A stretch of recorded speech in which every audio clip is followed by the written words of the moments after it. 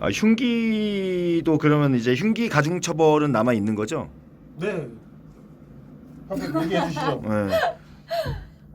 흉기 사용 폭행은요 위험한 물건을 휴대해서 폭행의 죄를 범한 때 그때는 5년 이하의 징역이나 1,000만 원 이하의 벌금에 처한다고 규정되어 있습니다. 와, 5년 이하면은 뭐 배 이상 뛰었네요. 아까 폭행은 2년 이하였잖아요. 맞아요. 하긴 흉기는 근데 이게 좀 궁금한 게 내 주식도 배 이상 뛰면 좋겠다. 아, 주식이요? 금방 뛸 겁니다. 네. 예. 저 바닥으로 저 go to hell 번지 점프를 할 거예요. 걱정하지 마세요. 용돈 가지고 이제 예. 저한테 하는 거죠. 됩니다. 용돈이 줄고 있어요. 예. 점점. 맞아요. 용돈을 가지고 투자를 했는데 용돈이 투기가 아니고 투자입니다. 예. 용돈이 반토막이 났어. 이제 궁금한 게 또 그럼 위험한 물건을 휴대하여 이 법이라는 게 왜 보면은 이 단어를 잘 모르겠어요. 사실 위험한 물건도 모르겠고 휴대하여도 모르겠고 위험한 물건은 그러면 누가 정하는 거예요? 그 한솔 씨가 생각하기에는 위험한 물건이라고 하면 보통 어떤 게 생각나세요? 저 같은 경우에는 칼, 그렇죠. 가위 이런 거 보통 뭐라고 해야 될까? 살인 같은 거 저지를 때 떠오르는 도구들? 그렇죠. 그런 거를 위험하다고 생각을 하거든요. 이제 사람한테 더 큰 피해를 줄 수 있는 물건을 보통 위험한 물건을 판단해요. 그러니까 한솔 씨가 생각하는 거하고 또 일반 사람들 생각하는 거하고 같아요. 칼, 뭐 가위, 몽둥이, 깨진 유리병, 그리고 뭐 벽돌, 그리고 화학 약품도 있어요. 약품을 뿌린다거나 뭐 그리고 이제 넓게는 누구 동물을 사주해서 물게 한다거나 그런 부분도 이제 위험한 물건이 해당될 수가 있어요. 근데 이제 정확한 거는 이제 나중에 판사들이 판단을 하는 거예요. 그 당시 이제 상황이나 뭐 사용을 어떻게 하였는지 뭐 그리고 용도나 이런 거에 따라서 판사들이 이제 보통 판단을 하는데 보통 일반 사람들이 생각하는 거에 비추어 볼 때 크게 신체에 위해를 가할 수 있는 물건이면 위험한 물건이라고 보시면 돼요. 아, 결국 그 판단은 판사들이 하는 거네요, 다. 그렇죠. 왜냐면 이걸 딱 규정을 해놓으면은 법이라는 게 규정해 놓는 순간 또 새로운 물건이 생길 수도 있잖아요. 그렇죠. 어떤 물건? 그러면 그 물건이 해당이 안 될 수가 있기 때문에 그때마다 법을 바꿀 수 없으니까. 그렇죠. 바꿀 수 없으니까 또 광범위하게 설정을 해놓고 이 안에 판례로서 판사들이 판단해서 이렇게 이제 하는 거죠. 적용을 하는 거죠. 그래서 거리 위에 판사들이라는 또 경찰관을 두고 그렇게 얘기하는 게 짭새라고 하던데. 네, 그래요? 아, 그럼 이 휴대하여는 뭐예요? 휴대하여?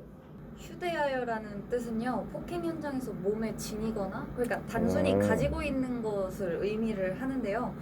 내가 휴대하고 있다는 걸 상대방에게 인식시킬 필요까지는 없어요. 그냥 범죄 현장에서 사용할 목적으로 가지고만 있으면 목적이 중요한 거구나.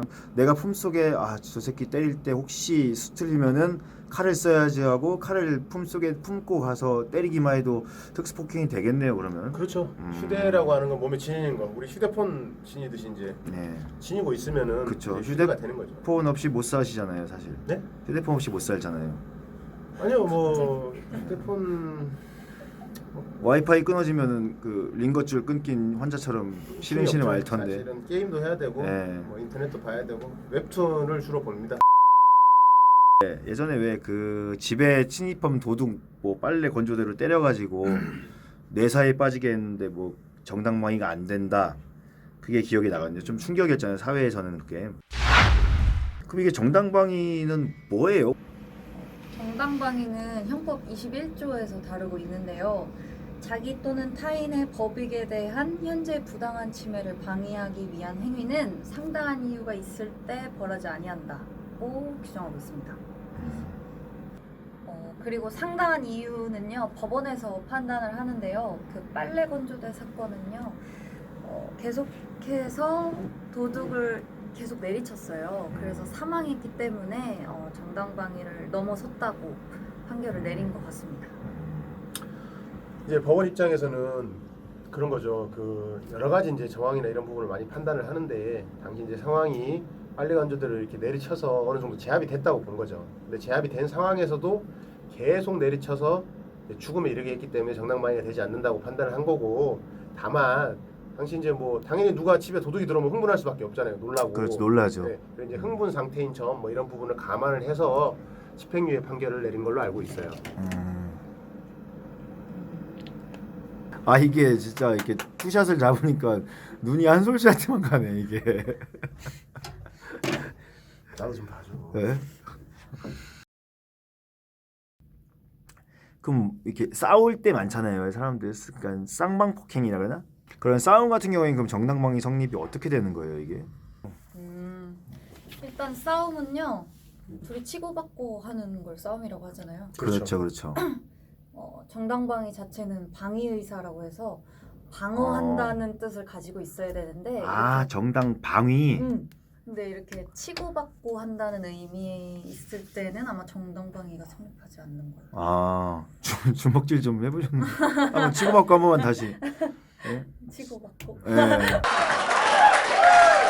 이제 보통 이제 쌍방 폭행이라고 하죠. 이제 소위 줄여서 쌍피라고 하는데 쌍방 피의자. 상대방이 엄청 때리길래 멱살 한번 잡았을 뿐인데 쌍방이 되는 거예요. 그러면 이제 멱살 잡은 사람은 나는 방어하려고 잡은 거다라고 주장하시는 경우가 있는데 이제 보통 이제 소극적인 방어 행위로 봐요. 정당방위를 하면 막 때릴 때 안 맞으려고 이렇게 좀 껴안는다든지. 사장님 왜 이러십니까 이러면서. 왜 이러십니까 껴안는다든지.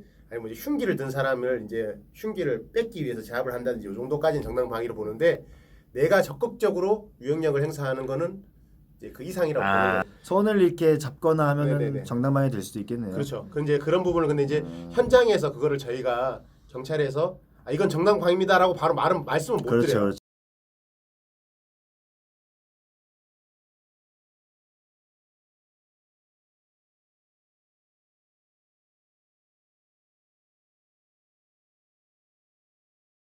폭행이 아무리 쌍방 폭행이라고 해도 저하고 한솔 씨하고 싸운다고 생각을 해보세요. 그래서 한솔 씨가 저를 한 대 때렸어. 뺨이나 뭐 멱살 잡든지. 나도 때렸어.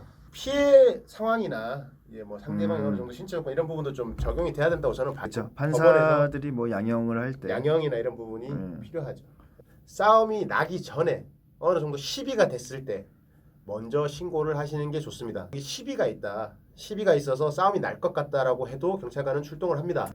범죄의 진압만 하는 게 아니고 예방도 있기 예방이 때문에 있어서. 예방을 하기 위해서 출동을 하고. 정한솔 연사님도 승님도 그 폭행 현장 나가 보셨나요? 아, 네. 나가봤죠. 오히려 더 시비 걸지 않아요, 막 여경분들한테는? 술 취하신 분들은 조금 그런 게 좀 있어요. 예. 귓속말로 심한 욕 해주셨다던데.